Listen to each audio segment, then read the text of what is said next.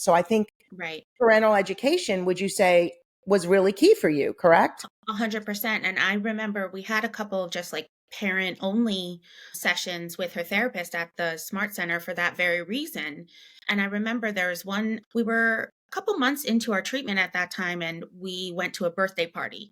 And we had gotten pretty good at birthday parties by that point. And by good, I mean, she would play with the other children, interact with them, we could bridge, and she would come into verbalization. And there was this one birthday party. It was a disaster. She didn't talk at all. She just did not leave my side.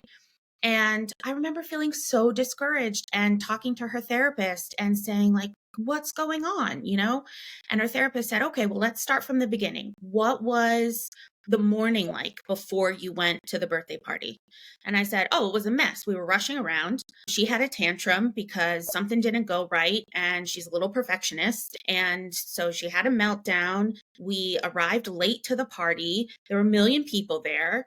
It was so hot. They tried to shove like 50 people into this Philadelphia row home. I was so uncomfortable, and she's like, okay, we need to look, listen, learn, right? You're telling me you arrived late.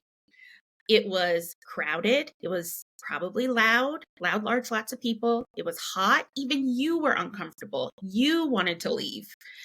How do you think Olive felt? And I'm like, oh, yeah. We didn't set her up for success, did we? She's like, no, like it's no wonder that was a really hard experience.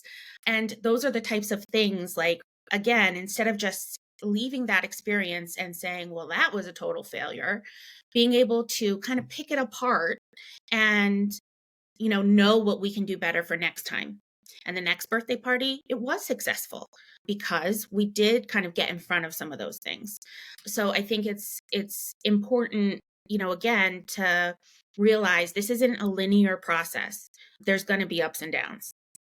Yeah, no, thank you for sharing that experience, because that's great to hear that, that's exactly what you did, because you kind of back it up to, different things that may have occurred that created that increased anxiety and lack of social communication, Mm-hmm. comfort and confidence and their ability to function in that environment. And you just back it up, and then you try to, accommodate that the next time. And that's exactly what you did. So it's almost like a check off, right? Yeah. And you learn about it rather than, oh, this was a failed opportunity.